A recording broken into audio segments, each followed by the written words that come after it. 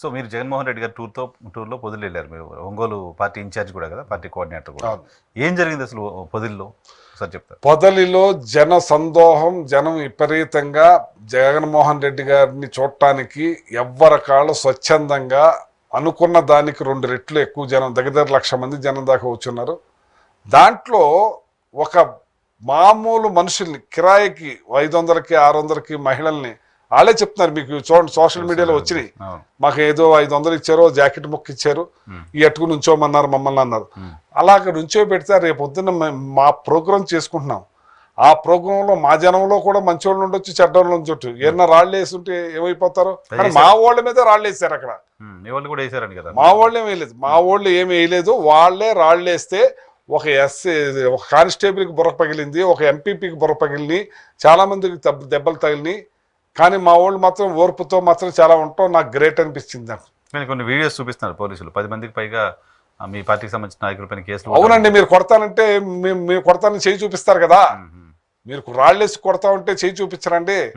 గాంధీ గారా ఈ చెంప మీద కొడితే ఈ చెంప చూపిస్తానికి? అసలు మీరు ఈ ప్రోగ్రాంలో మీరు ఆ ప్రోగ్రాం పెట్టవలసిన పని ఏంటి?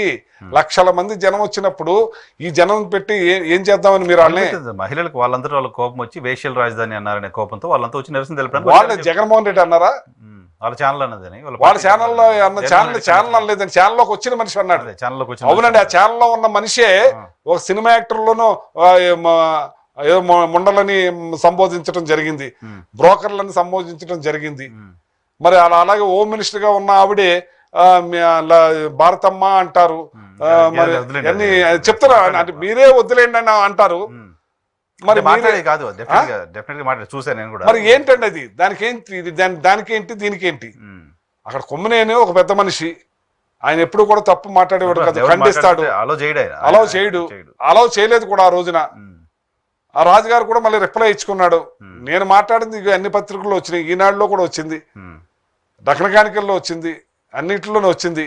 నేను అమరావతి చుట్టుపక్కల గ్రామాల్లో జరుగుతుందని చెప్పాను కానీ నేను అమరావతి అని అనలేదు నేను అని ఆయన అంటాడు. సరే, ఏదేమైనా ఒక ఛానల్లోకి వచ్చి మాట్లాడిన వ్యక్తి గురించి ఆ కొమ్మినేని గారిని అరెస్ట్ చేయటం, ఇది ప్రజలందరూ కూడా తప్పు పడుతున్నారు. ఇది కక్ష సాధింపు చర్యల్లో ఉన్నారంతే. ఓకే, చివరిగా జగన్మోహన్ రెడ్డి గారి అరెస్ట్ కు సంబంధించిన చర్చ జరుగుతోంది. అరెస్ట్ జరుగుతుందనే భయం ఏమన్నా ఉందా మీ పార్టీకి? జగన్మోహన్ రెడ్డి అన్న ఆయన భయం అన్నది ఎరగని మనిషి. 16 నెలలు జైల్లో పెట్టినా ఎవరిని లెక్క చేయకుండా మళ్ళీ వచ్చి పార్టీని అధికారంలో తీసుకొచ్చిన మనిషి. ఇవాళ వాళ్ళు కుతంత్రాలు ఇవన్నీ కూడా ఏం చేసినా సరే ఆయన లెక్క చేసే మనిషి కాదు, భయపడే మనిషి కాదు. ప్రజల కోసం ఎందాకైనా వచ్చే మనిషి అంతే. ఆయన పద్ధతిగానే ఉంటాడు, పద్ధతి తప్పి మాత్రం ఉండడు. ఆయన అరెస్ట్ చేస్తారా? అరెస్ట్ చేస్తే ఆయన ఏమి లెక్క చేసే మనిషి కాదని నేను చెప్తున్నాను. అరెస్ట్ చేస్తారో లేదో వాళ్ళకి తెలుసు, నాకేనో తెలుసు. మీ మనసులో ఏముందో నాకు తెలుస్తుందా? ఆ చంద్రబాబు నాయుడు మనసులో ఏముందో ఆయన మనసులో ఏముందో కదా, తప్పు చేశారా లేదా అని. మద్యంలో వేల కోట్ల రూపాయలు దోచేశారని తప్పు ఇప్పుడు జరుగుతుందండి.